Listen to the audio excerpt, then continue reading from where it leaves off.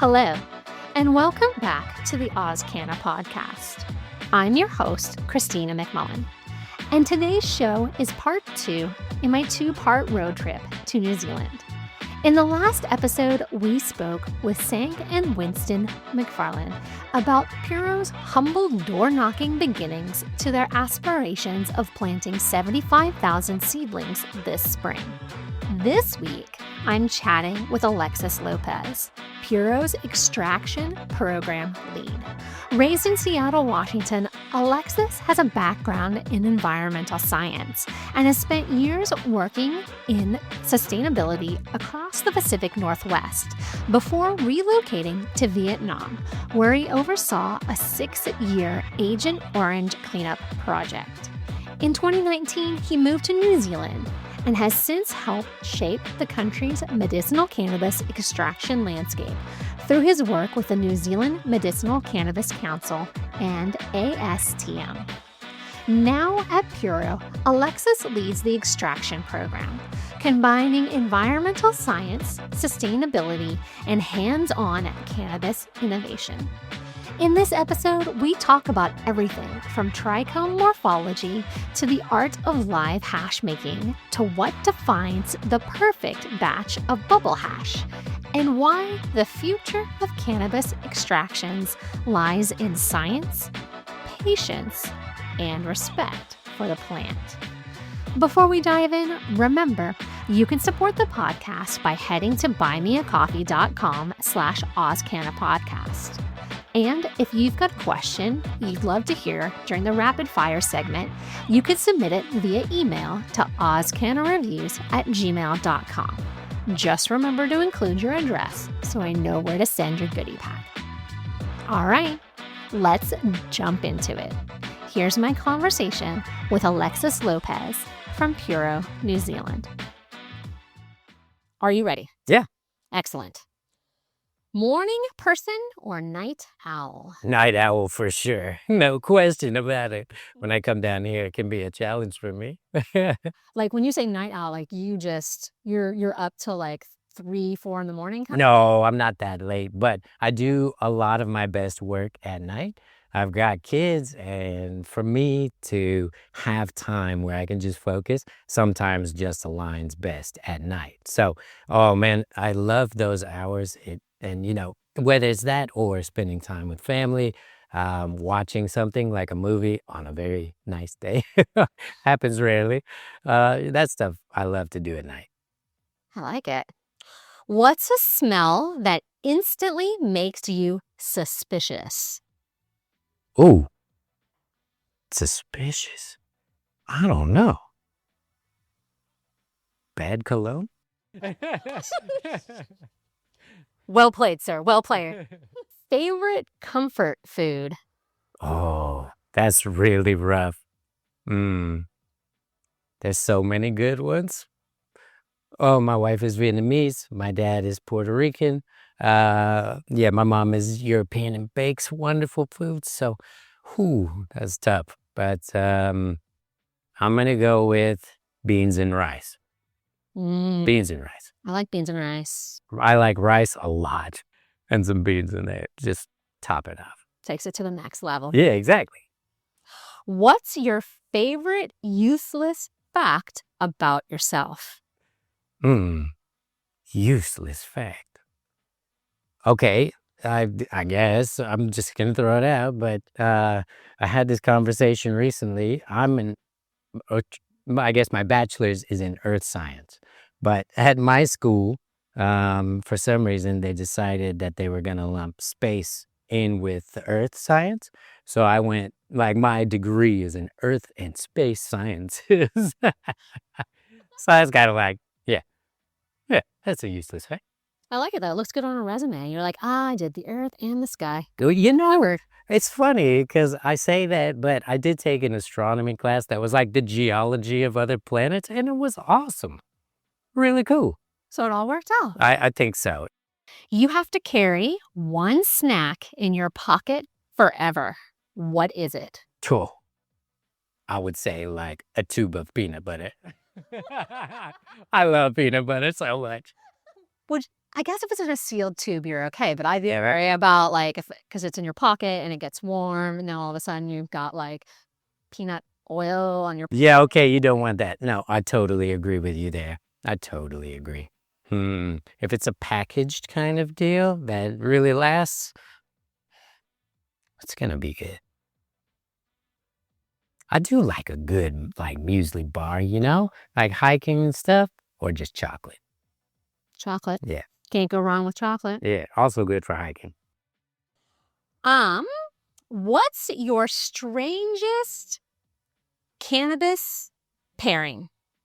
Oh, well, I really like cannabis with alcohol. That's my strangest one.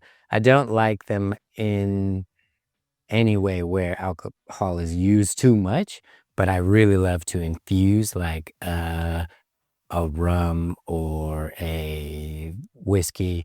Gin is really nice. So these things I quite like, and they work really well together when used in that way and in control, of course. Of course. What's the most you item of clothing you own? A pair of jeans.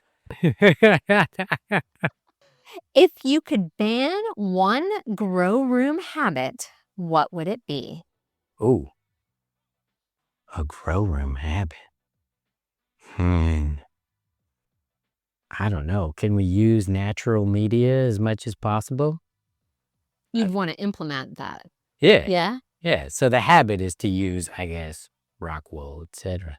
So I don't know. I mean, it's not unnatural. It's mind, but yeah, I think regenerative, sustainable, moving in those ways would be good for indoor growers too. I agree. What's the most expensive mistake you've ever made? Ooh, that's a good question. Yeah, maybe I would have been on my project life before I moved to Vietnam. And I think there was one time where I was tasked with overseeing an excavation of some contaminated soil. And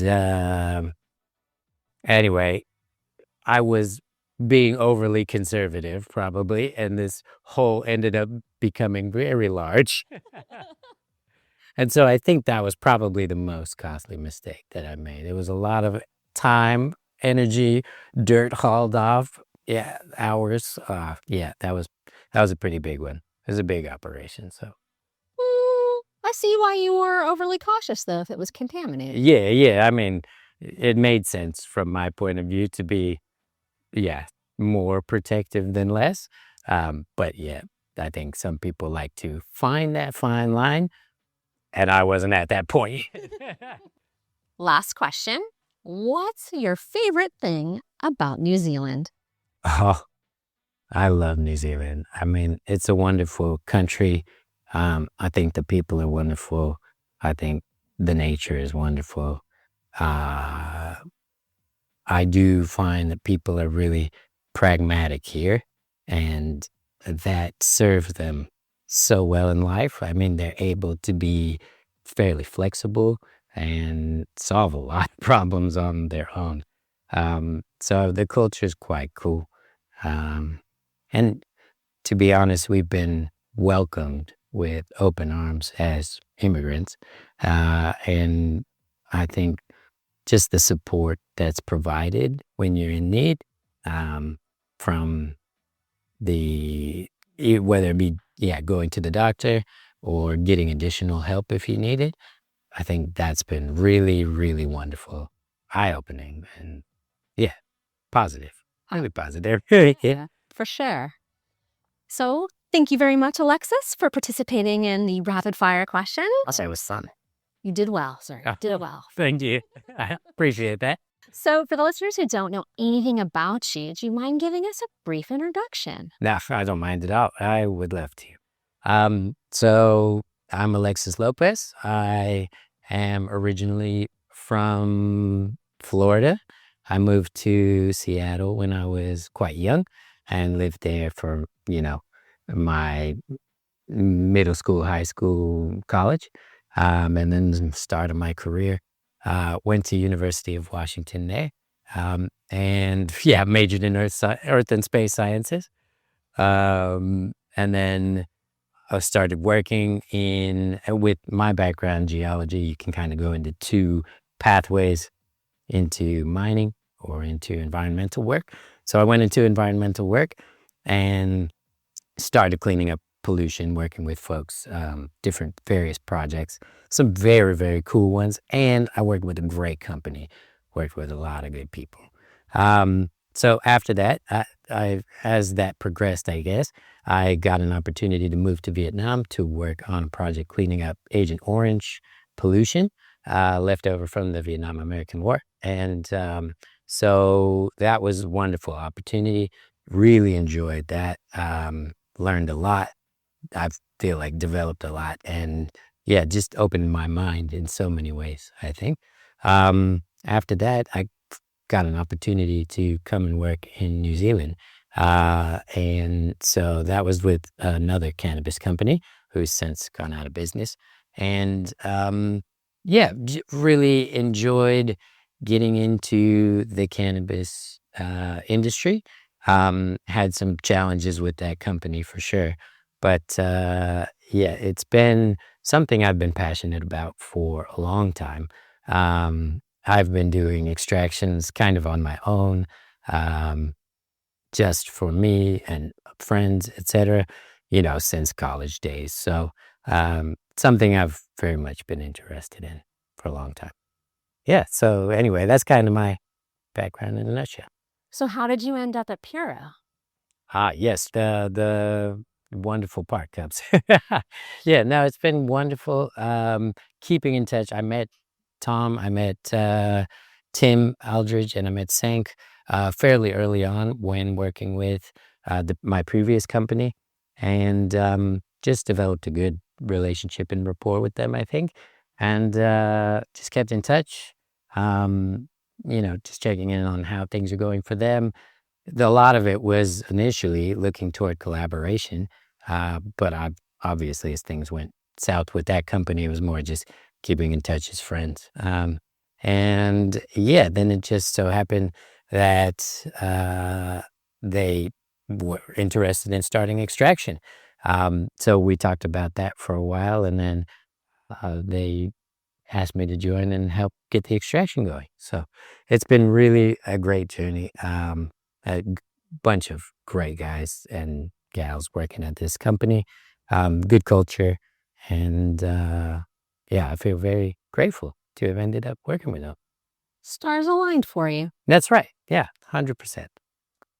So you're in the Pacific Northwest, you're in Seattle, you're in that Washington area. What are we talking, like early 2000s, kind of in that time? Oh, yeah. No, I lived there from 1990 to 2012.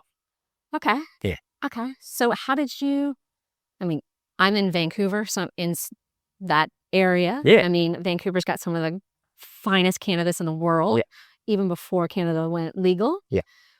How did you get into extraction? Like, how did you stumble into it? Or Yeah. Well, I'm a nerd by nature. So as I started to, understand and have experiences with cannabis, I started to learn more about the plant and then its different uses, and some of those things, lead to the methods of extraction. So just a rabbit hole, really. And then a bunch of experimentation after that, trying to implement the things that I'd learned, and do extractions in different media, starting from the basic butter and then, progressing along from there, refining that into, different various fat-based products, and then others which were ethanol-based. So, yeah, I just enjoyed it, creating and, doing these experiments, more or less. so it was just, I guess, just a bunch of trial and error? Yeah, to start. I mean, there's a bit of guidance material that existed at that time, but so much less than now because legalization around the world had not yet kicked off. So, there was some fair bit of bro science out there. Yeah, it took experimentation to establish what worked and what didn't. Yeah. Was there one type of extraction you were kind of drawn to? Um, no, I love all types of extraction. I think for me, I started with those basics, the fat-based and the ethanol-based. So those always feel like home in some ways. Um, but I love all different methods of extraction. I'm fascinated by the ways people have found to extract compounds from this plant. And I think it's great. It's very cool to see. But I love, this idea that we've got these so many different choices with extraction, from some of the most basic extractions we can do that are, very, very gentle and I guess kind to the plant. To solventless, on this end of the scale. And then we progress, to solvent based, and then hydrocarbons. And I think, there's something in there for everyone. They create these totally different products, and that's very cool, for the market to be able to be exposed to these different things. That said, I mean, I lean toward products that are made as naturally as possible, that represent the plant as well as possible. The lighter the touch, the better, right? That's, I guess, in general, it just brings you that more natural product. I think for me, extractions on some level remove you from the plant. Mm. I'm a flower girl. I like to Yeah. touch my product. I like to play with it in my hands. I like to smush it and squeeze it and really smell it. And I feel with extractions, you do lose a bit of that because you're not touching your oil, That's right. Yeah, right? yeah, totally. And if you're not making it yourself, then there becomes this trust issue with what's happening behind those closed doors. Yeah, Totally agree. exactly. So I think that's why I never got into it. Again, I just was always drawn to just the flower, Yep. right? I did have some opportunities to potentially learn how to make what is it, shatter, Oh, yeah. right? So somebody was like, "I'll teach you how to make it if you want it," and I got into the room and we started grabbing stuff, and I was like, "Nope, I'm out." Yeah. I'm like, "Oh my God, we just lost the plant in here." I was like, "I can't do this," right? Again, I do see the draw because I remember the first time I had shatter. Wow, flavor. Mm. Yeah. I was just blown away at how much flavor there was in it. And this is back when I was still rolling joints and smoking bongs and combusting. Yeah. I think I'd probably think differently of it now that I vape, because vaping definitely brings out more of the flavors. Definitely agree with that. Yep. But I guess there's two sides to that coin still, which is one, and it's as you say, that being able to touch the product, feel it, smell it, evaluate it really from a visual standpoint and all those others. And then, having, for example, a cartridge or even a hash or anything put in your face, without knowing about where it came from, there's this challenge. But it brings you this concentration, which is also in its own way, very, very interesting, very nice. And as you say with shatter, it can bring you more intensity, more intense flavors, of course, more intense effects as well. So yeah, all extracts, you need to be careful with them, but they're wonderful and they've got their place, I think. That concentration can benefit people in terms of making it easier to carry their products with them, their medicines with them. So, I think there are a lot of benefits to that concentration as well. And with like what we're doing now, with this live hash that we're making, it's also this very nice like pathway from this organically grown beautiful cultivated outdoor medicinal cannabis, all these different wonderful cultivars that the guys have set up. And we get to take this, it comes off the field, it gets frozen. Then later we come in, we bring it out frozen, put it into our cold ice water extraction, extract from that. Everything's kept cold, its entire time since it's been cut down. And that ends with this live product. We call it live, but really that just means our best representation of the plant at its final stages of life, right? Trying to preserve that and present it to the end patient. So yeah, I think there's definitely a lot of different ways to extract. Some of them I think are further from the plant, like the more solvents you use, the more steps you use, etc. But there are also those concentrates that are closer to the plant, like, what we're making here.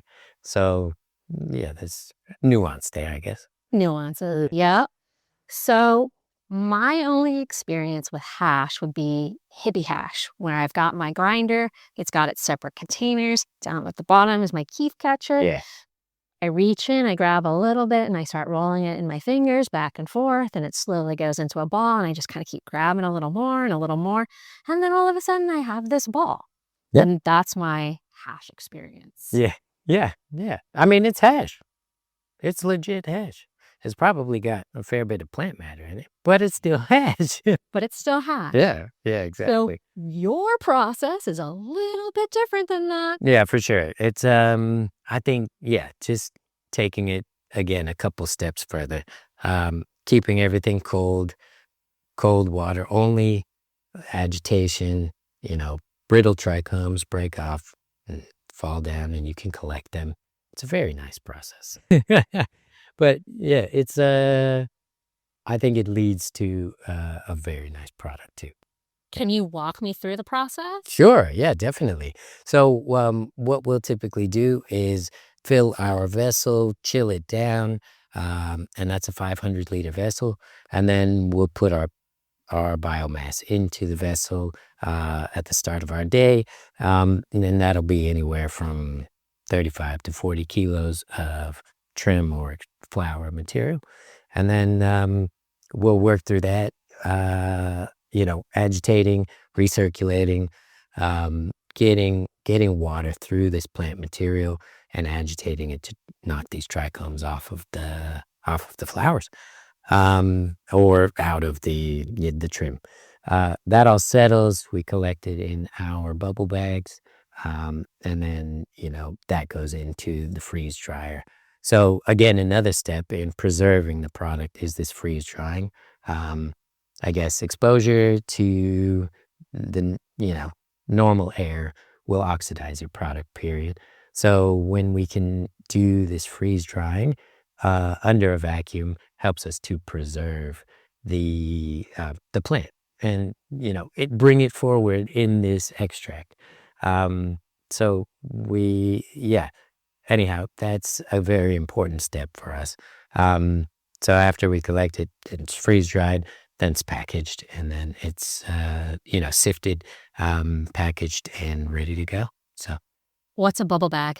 Yes, it's a bag that's more or less a sieve. It's got its own pore size, so you're filtering your trichomes and your water through these bubble bags. So they're just fancy filters. Would they have different, what's the word I'm searching for? Different, what's the sizes? Yeah, like different finer mesh. Yeah, down. Yeah. Definitely, yes. So normally you'll go from your largest bag will be your bag that's catching any biomass that's coming out, and then below that, you put in additional bags, and it's very much a personal choice, kind of, and also, depends on your process, more or less.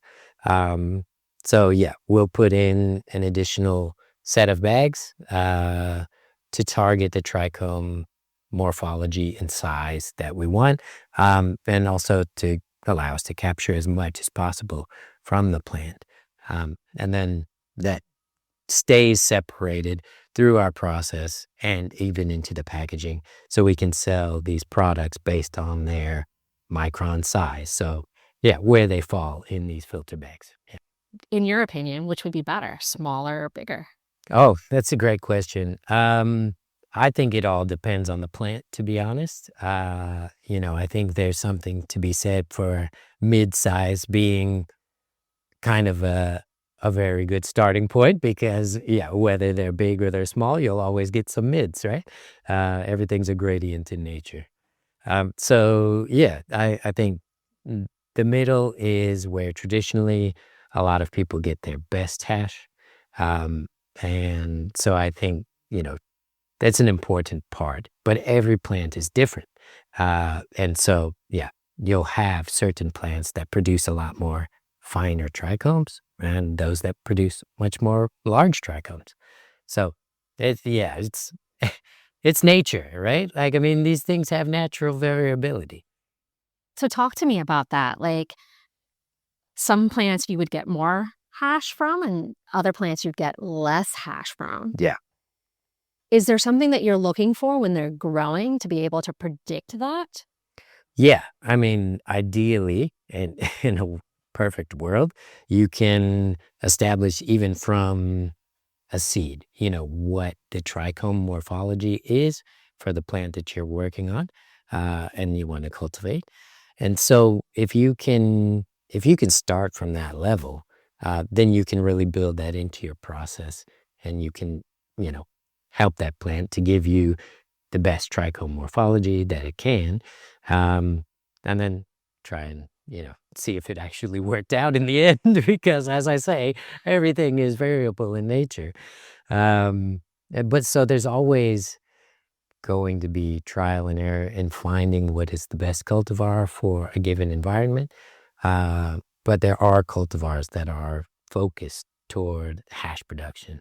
And so I think we've been fairly, I think, lucky, because we chose flowers that were good for many other things, but not especially for hash, when they were being cultivated. But then, many of them have turned out to be excellent for hash. So I think, even despite not having gone into this with the plan, for, these to be made into hash in the end, they've ended up being really, really perfect and a great starting point, I think. And many of those that have produced well, will be repeated. So I think we're refining that process as well, and it's been a great journey. It's been a lot of fun. What do you think's the hardest part about it? The journey. Just making hash in general. Oh, yeah. Well, um, preventing contamination is pretty challenging. There's a lot of biomass flying around, and it's a very important part too. Maintaining quality, I think, I'm super grateful to the Puro team for really prioritizing quality. And so, yeah, I think it's a very important focus for the industry to, I think, make the best products that we can make and, give our best to the patients. So anyway, we work very hard to maintain quality, and their quality department has just done an amazing job at doing that, and implementing really, really good protocols that just help keep quality at the forefront of everyone's mind. And for us, when making hash, quality is everything. That end product, you're concentrating it. So if you've got a mistake in quality, you can also concentrate that, right? So you have to be careful. And I think that maintenance of quality is a real important focus of ours. And so also one of our biggest challenges. But we're constantly trying to improve as well. Has there been anything along the way that you're like, oh man, really shouldn't have done that? So obvious we should have done this? Oh, hmm. I can't say so with the bubble hash production. I mean, there's been a lot of growing that has occurred, through this specific, the use of this specific equipment, and kind of like our our certain situation on the site, the way that it's site set up and storage and everything. So I think things have gone really well. Um, there's been some challenges, but nothing that I think I would say, you know, oh, I wish it hadn't happened that way. I think this is a natural progression. Um, yeah, and again, everybody involved is constantly trying to improve and provide that best quality product. So, when you've got everybody focused on that kind of common goal, it builds this really nice culture. Um, and so, yeah, maintaining quality, it's tough, but it's very important. Yeah. How long is the process? Yeah, that's a good question. It depends. We've been refining that. But anyway, let's say we load now 7:30 a.m. or 8 a.m. We'll probably work through that by probably about 11. Yeah, so AM? yeah, Yeah. AM. Yeah. So that's just the initial extraction, right? You've still got um, your freeze drying process after that, and we collect our hash, we freeze our hash, and then we freeze dry our hash. So we have an additional step in there as well. Um, so yeah, all of it combined, after the freeze drying, probably looking at about 2 days for like one batch, but the actual extraction is quite short. There's just a lot of different steps. Yeah. So how much product in do you get product out? Oh, yeah. Good question. Again, that's variable. Yeah. Depends on the cultivar. Yeah, I would say, we're chasing the best numbers we can get, of course. And we kind of been tracking a grams of hash out versus kilograms of input. And yeah, so we've been targeting to get over 30 grams of hash out per kilogram of input. Yeah. Dry hash. Dry hash. Yeah. Yeah. Like final product. Yeah. Final product. Yep. So I think, yeah, I mean, yield numbers are always hard. But I think we're pretty happy with our yield. There's always improvements to be made there. And like I said, every step of the way, we're trying to improve. What's your goal? Like where would your perfect batch of bubble hash be? Oh, perfect batch. I mean, as little contamination as possible, keeping it as clean as possible. Yeah, getting it to be, pure. That's really the best outcome that we can achieve. That's what we want. We're purifying in some ways, concentrated, but purifying in other ways. This plant, by creating this concentrate, there are anyway other parts of the plant get left behind.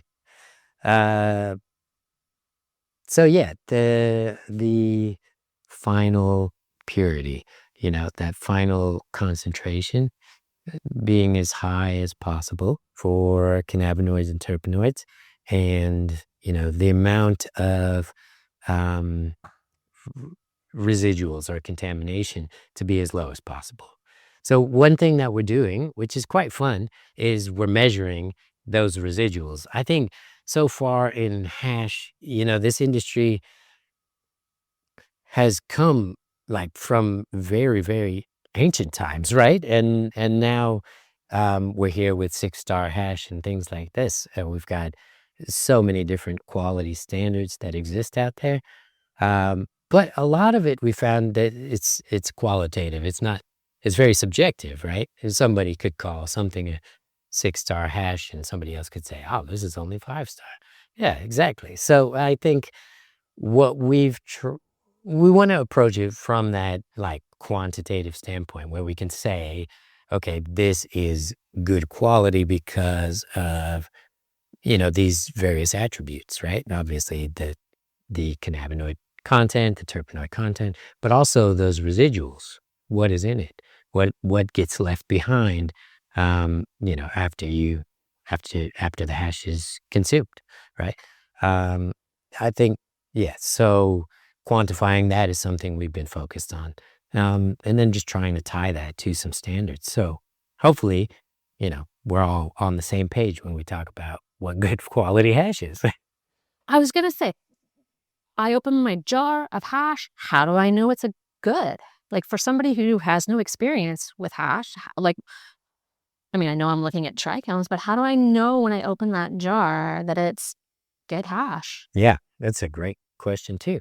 I mean, listen, you could always hide bad quality hash, but in general, I think there are a couple good telltale signs. One is the color. I think you want to avoid green in your final product as much as possible. Green is a sign of contamination with plant matter. So that's kind of a giveaway. If you got a loupe, a jeweler's loupe, or a microscope, have a close look at your product under that microscope, and then you'll see, how contaminated is it, and what's the proportion of trichome heads to stalks, and all these other quality indicators you can see when you look closely. Yeah. So I would say those are probably the easiest ways. Not everybody's got a jeweler's loupe, but I would highly recommend people get one. Because even inspecting your flower, it's like you can see a lot when you use a jeweler's loupe and look at these products. So yeah, I would highly recommend it. Spider mites, all that stuff. You can see that stuff. So. Yeah, it becomes so obvious under the jeweler's loupe for sure. Yeah. So it's a good quality tool for everybody. Highly recommend that you get one for sure. What do you think is the best use for hash? Because I think back to, again, with my little hippie hash, I literally only used that when I was poor and I had no weed. And so I could roll it into my tight little ball and I could sit it into my bowl and I could, take a couple little hits on it. And again, it's concentrated, so I only needed a couple little hits. And I was like, happy days. I can wait until, the plug calls me back. Yeah. So I guess, that's, I'm sure many people, have a similar story. I know I do.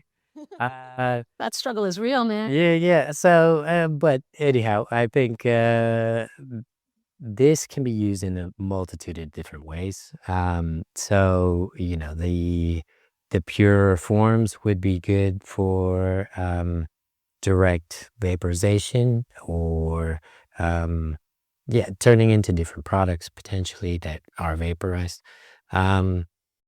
That's one way. Another way is, putting it into different products. And that could be edibles, that could be tinctures, oil-based or ethanol-based. There are, of course, many different ways to use the product.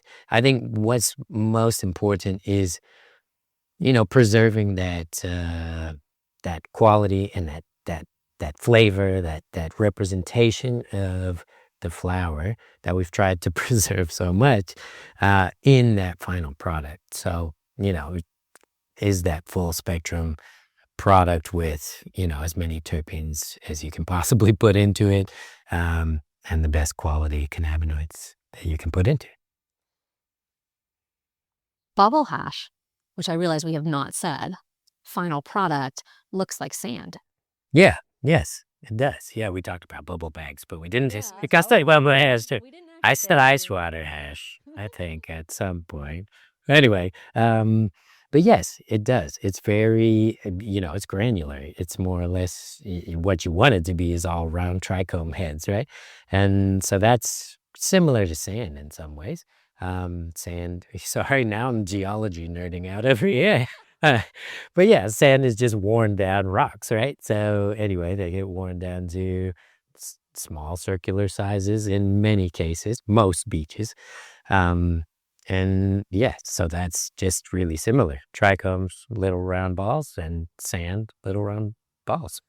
Yeah, it makes sense when you stop to think about it. Yeah, exactly. But yeah, it's a nice product as well, because it's sandy. And of course, it's sandy while you keep it cool and dry.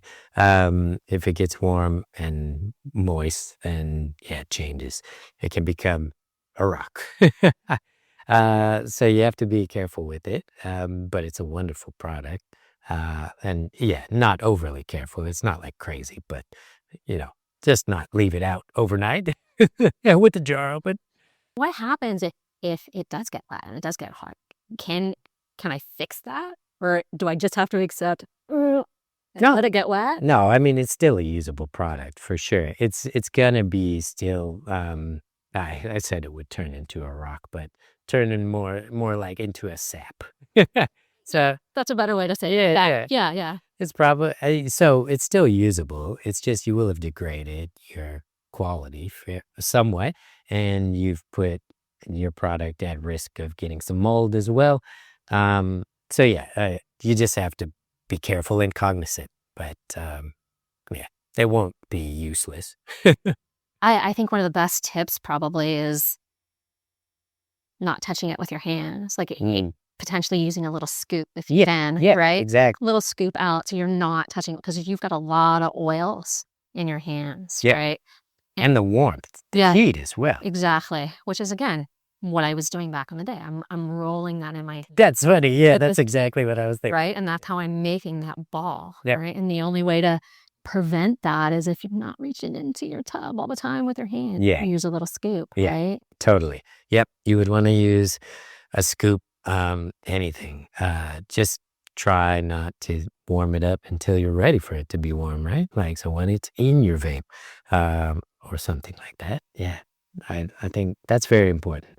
But yeah, it's a quality product. So I think everybody's careful with their flower, with their concentrates. I like to think that. Where do you see hash going? Oh, yeah, that's a fun one. I think hash, again, it's been around almost as long as the plant itself. So it's got a long history, and I think it will persist as a product regardless of where the industry goes around hash. But I do think right now people are appreciative of that, the less hands-on approach, the more natural approach that solventless extracts bring. So I do think that that's a very nice change in the market, and yeah, and welcome, and allows us to provide this quality product and people to enjoy a different solventless, beautiful product as well. I think it'll thrive with people who, again, like what we've been saying, want a more natural experience. Yeah. Right? Yeah. Again, all you're doing to it is washing it in water. Yeah, exactly. Well, it's a fancy washing machine, more or less. Fancy, yes, but water. Yeah. Right? Which is a solvent. So, it's all called solventless, but water is still a solvent. True. Most anything can be a solvent. True. But it is the most gentle solvent that we've got, right? And so yeah, it is it's the most gentle on the plant in terms of extraction as well. And yeah, so I think it shines through in that end product. People will appreciate that fact that it represents the plant it came from. I agree. For sure. Alexis, it's been absolutely lovely talking to you. It's been great talking to you. Yeah. Full of knowledge. Learned a lot about hash today. Thank you. I hope so. I hope it made sense. It did. I'll tell you right now, I did not know the green thing. Oh, yeah. Yeah. And as soon as you said it, I was like, oh, that makes a lot of sense. That really does. Cool. Yeah. Glad if there's helpful bits. Yeah.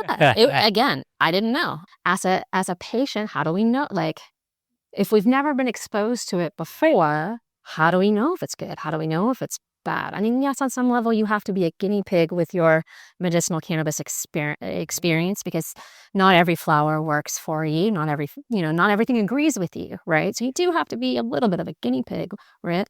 But if you've never had it before, you don't know what you're looking at. Yeah. Like I said, well, green, okay, not supposed to look like that. Right. Yes, exactly. Yeah. And I mean, I think there will be people who have experience with hash and therefore, kind of are attracted to that as a product for them. And there'll be those who experiment, like you say. And I think it's very good to do that, to experiment and see which product formats work for you best, etc. And yeah, I hope that people do get to experience this product and see if it's right for them. Because yeah, it won't be for everyone, but it will help a lot of people. So yeah, I hope they find it and it finds them. It's true, though. You do need a large variety of stuff in your medicinal cabinet. You're not reaching for the same thing when you have a headache versus when you've got a backache. You're different. You need different medications for different things. I do think that, again, bubble hash, it's just water. I think that's, again, a beautiful marriage with the plant. Yeah, I think we try to do, again, that highest quality representation of the plant that we can, right? And present that to folks as hopefully a very good product for their uses. Yeah. If you could leave the listener with just one nugget of information or a call to action, what would it be? Oh, normalize cannabis as much as possible. Yeah. I mean, make it so, people, if you enjoy cannabis, and we don't have to hide it, then don't hide it. If you've got a prescription, etc. I guess the point just being, the more it's treated like it has a taboo, the more that taboo and that stigma persists. So yeah, I'm super happy to see, people taking their kids to work when they work in cannabis facilities, things like that. I think that stuff is super healthy, and having conversations with kids, also very healthy. And yeah, at least, it's got the potential to change the world's mind toward, what I think is a very good medicine for many different ailments. Alexis, it's been lovely chatting with you. It really has. Great talking with you too. Really enjoyed it. I appreciated all the good questioning. It's very natural and easy to talk with you. And that's a wrap for my conversation with Alexis Lopez from Puro, New Zealand. I loved hearing about how his background in environmental science and sustainability has shaped the way he approaches cannabis extraction. It's thoughtful, precise, and rooted in respect for the plant. If you'd like to follow Alexis's work, you can find more about Puro and their projects through their website, which you'll find in the show notes. As always, if this show resonated with you, I'd be grateful if you'd leave a 5-star review or share it with someone who might enjoy it. You can also support the show directly at buymeacoffee.com/AusCannaPodcast. Until we meet again, friends, from the South Island of New Zealand to wherever you are, thank you for taking time out of your busy schedule to listen. And remember, one of the greatest pleasures in life is doing what people say you cannot do.